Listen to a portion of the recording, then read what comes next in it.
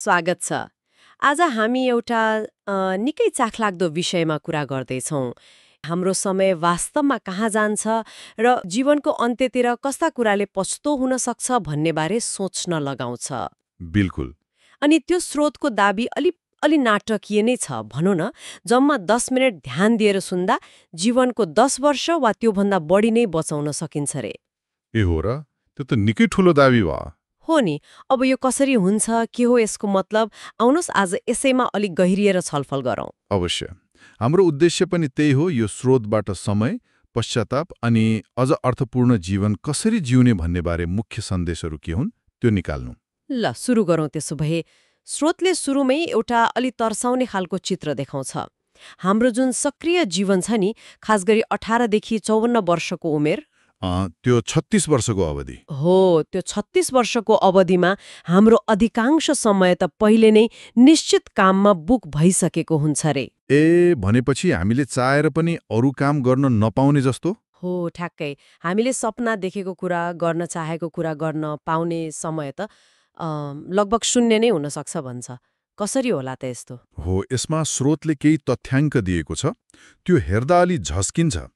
औसतमा यो 36 वर्षमा हाम्रो समय यसरी बाँडिन्छ रे।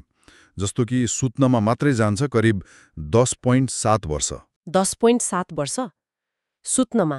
हो, यो भनेको दिनको औसत 7.1 घण्टा जति भयो। बापरे। अनि काम वा पैसा कमाउनमा लाग्छ 11 वर्ष।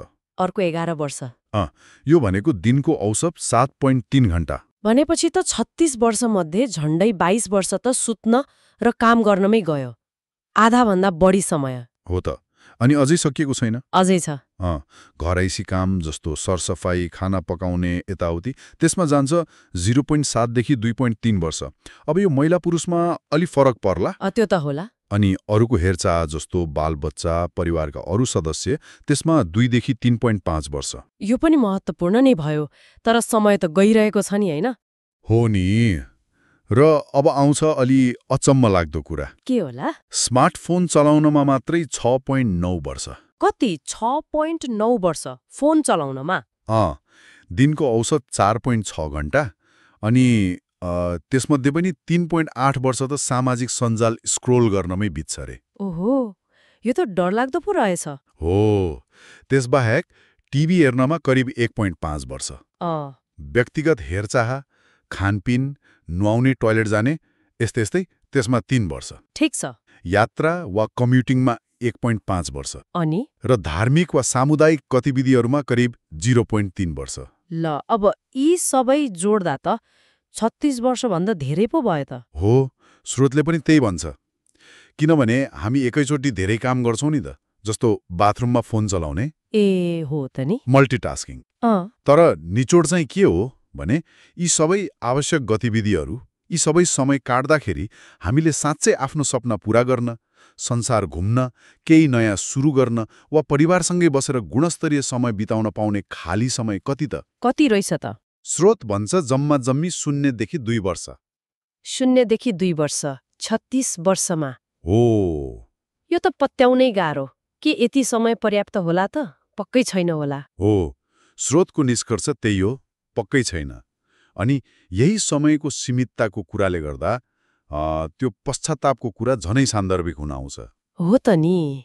र यहाँनिर स्रोतले ब्रोनी वेयर भन्ने एक नर्सको निकै चर्चित किताब द 5 रिग्रेट्स अफ द डाइङको कुरा ल्याउँछ। उनी त प्यालिएटिभ केयरमा काम गर्थेन् नि। जीवनको अन्तिम घडीमा पुगेका मान्छेहरूको हेरचाह। हो। सयौं मानिसहरूसँग कुरा गरेपछि उनले के पत्ता लगाइन् भन्ने कुरा चाहिँ निकै मार्मिक छ। एकदमै। उनले के पाइन् भने मान्छेहरूलाई मृत्युशय्यामा सबैभन्दा धेरै सताउने पश्चातापहरू त लगभग उस्तै प्रकारका हुँदो रहेछन्। 5वटा पश्चातापहरू बारम्बार दोहोरिए। के रहेछन् ती? पहिलो र सबैभन्दा सामान्य चाहिँ, काश मैले अरूले चाहे जस्तो होइन, आफ्नै लागि साँचो जीवन जिएको भए हुन्थ्यो। ओहो, कति गहिरो कुरा। हो, आफ्नो भित्री इच्छा, आफ्नो सपनालाई मारेर आमाबुवा, समाज, अरू कसैको अपेक्षा पूरा गर्नमै जिन्दगी बिताइयो भन्ने गहिरो दुःख हो नि। हामी कतिजना यो दबाव महसुस गर्छौँ होला है? त्यो स्रोतले हार्वर्डको 75 वर्षीय अध्ययनको कुरा पनि जोडिएको थियो, होइन? हो, बिल्कुल। त्यो अध्ययनले पनि मान्छेहरूले आफ्नो सपनाको लागि पर्याप्त प्रयास इनफ शर्ट्स नै लिएनन् भन्ने देखाउँछ रे। त्यसैमा पस्ताउँछन्। ए अनि दोस्रो पश्चाताप थियो, काश मैले यति धेरै कडा परिश्रम नगरेको भए हुन्थ्यो। यो त अलि अनौठो लाग्ने, काम नगरेकोमा पस्तुतो होला भन्ठान्छ नि मान्छे। हो, तर यहाँ कुरा फरक छ। धेरैले परिवार, साथीभाइ, आफ्नै स्वास्थ्यलाई वास्ता नगरी काममा यति डुबे कि पछि फर्केर हेर्दा त्यो सबै अर्थहीन लाग्यो रे। महत्त्वपूर्ण क्षणहरू गुमाएकोमा पस्तुतो भयो होला। हो, स्रोतमा आमिर खानको उदाहरण पनि थियो नि यसैसँग जोडिएको। फिल्ममा व्यस्त हुँदा छोराछोरी हुर्किँदै गर्दा समय दिन नसकेको भनेर। हो, अब तेस्रो पश्चाताप, काश मैले आफ्ना भावनाहरू व्यक्त गरेको भए हुन्थ्यो। ए यो पनि महत्त्वपूर्ण छ। एकदम। रिस, माया, गुनासो, धन्यवाद, माफी यस्ता कुराहरू मनमै दबाएर राख्दा शान्ति कायम राख्ने नाममा होला, तर त्यसले सम्बन्धहरू झन् खोक्रो बनायो, आत्मीयता घटायो भन्ने पछुतो। कति गाह्रो हुन्छ है कहिलेकाहीँ व्यक्त गर्न, तर नगर्दाको परिणाम झन् नराम्रो रहेछ। चौथो पश्चाताप, काश म आफ्ना साथीहरूसँग सम्पर्कमा रहेको भए हुन्थ्यो। हो, यो त मलाई पनि लाग्छ कहिलेकाहीँ। जीवनको दौडधुप, व्यस्ततामा पुराना खास साथीहरू छुट्दै गए अनि जीवनको अन्त्यमा एक्लो महसुस भयो। ती सम्बन्धहरूको महत्त्व बल्ल बुझियो भन्ने। हो त नि, व्यस्तता भन्ने बहाना कति सजिलो छ है सम्पर्क तोड्नलाई। र अन्तिम, पाँचौं पश्चाताप, काश मैले आफूलाई खुसी हुन दिएको भए हुन्थ्यो।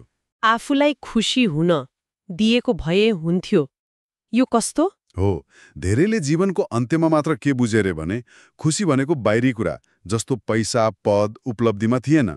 यो त आफ्नै रोजाई, आफ्नै मानसिकतामा थियो। ए तर डर, पुरानो बानी, नकारात्मक सोच यस्तै कुराले आफैलाई खुसी हुनबाट रोकिरहेको रहेछु भन्ने पछुतो।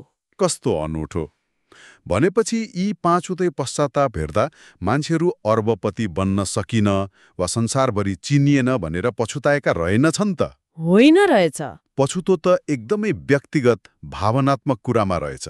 सम्बन्ध, भावना, आफ्नै इच्छा अनुसार जिउन नपाएकोमा, जुन धेरै हदसम्म खै हाम्रै नियन्त्रणमा हुन सक्थ्यो कि? हो नि, बिल्कुल।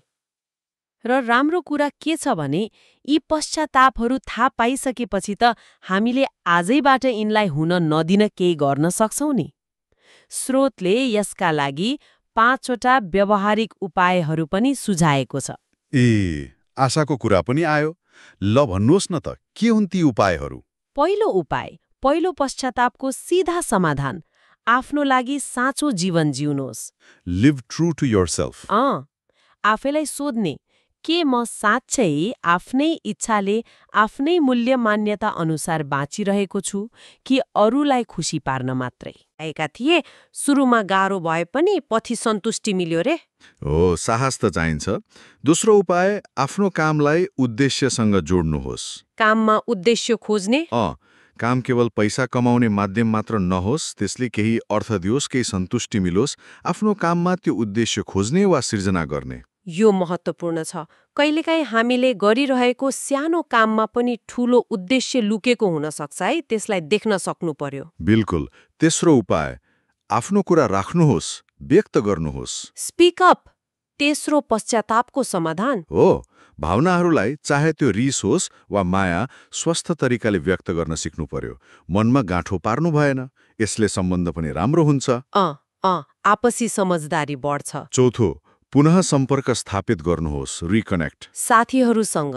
हो, ती पुराना महत्त्वपूर्ण साथीहरू जो जीवनको दौडमा छुटे, उनीहरूसँग फेरि जोडिने प्रयास गर्ने। समय निकालेर महिनामा एकपटक फोन गर्दा पनि त फरक पर्छ नि। हो त, यसका लागि त अलि सक्रिय नै हुनु पर्यो। हो, र पाँचौं उपाय, अहिले नै खुसी हुन रोज्नुहोस्। Choose to be happy right now. यो कसरी? खुसी हुनका लागि भविष्यमा केही होला, केही पाइएला भनेर पर्खिने होइन। खुसी भनेको बाहिरी परिस्थितिमा भन्दा बढी आफ्नो मानसिक रोजाइ हो भन्ने बुझेर आजैबाट, अहिलेबाटै खुसी हुने छनौट गर्ने। यो त पाँचौं पश्चातापको जडमै प्रहार भयो। खुसी बाहिर होइन, भित्र छ भन्ने कुरा। हो। त्यसो भए यी 5वटा कुरा सुन्दा साधारण लागे पनि कति गहिरो अर्थ रहेछ। यी कदमहरूले हामीलाई पछि हुने त्यो ठूलो पश्चातापबाट बचाउन सक्छन्। स्रोतले भने जस्तै यसरी हामीले अरूको तालमा वा स्वतःस्फूर्त रूपमा बितिरहेको जीवनको 10, 20 वा सायद पुरै जीवन नै बचाउन सक्छौं। बचाउनु मतलब त्यसलाई अझ अर्थपूर्ण, अझ पश्चातापमुक्त बनाउन सक्छौं। यो केवल समयको हिसाब किताब मात्र भएन। हो, बचेको समयलाई कसरी जिउने भन्ने कुरा भयो। बिल्कुल। आजको यो छलफलले समय कति सीमित छ र पश्चाताप कति वास्तविक हुन सक्छ भन्ने कुरा त देखायो। तर सबैभन्दा महत्त्वपूर्ण सन्देश के हो भने आफ्नो जीवनको दिशा बदल्ने, त्यसलाई अझ राम्रो बनाउने अवसर हामीसँग आजै अहिले नै छ। हो नि। र हामीले आफैलाई सोध्नुपर्ने मुख्य प्रश्नहरू सायद यिनै हुन्। के हामी आफ्नो भित्री आवाज सुनेर बाँचिरहेका छौं? के हामी अर्थपूर्ण सम्बन्ध र कामलाई प्राथमिकता दिइरहेका छौं? के हामी आफ्ना भावनाहरू व्यक्त गर्दैछौं? र के हामी जानी जानी खुसी हुन छनौट गरिरहेका छौं? एकदमै। र अन्तमा श्रोताहरूलाई पनि एउटा प्रश्न मनमा खेलाउन छोडेर जाउँ न त। यदि आज हामीले चर्चा गरेका यी 5 पश्चातापहरूमध्ये कुनै एउटालाई मात्रै सम्बोधन गर्न आजैबाट सानो प्रयास सुरु गर्ने हो भने त्यसले जीवनमा सबैभन्दा ठूलो सकारात्मक परिवर्तन कहाँ ल्याउन सक्ला?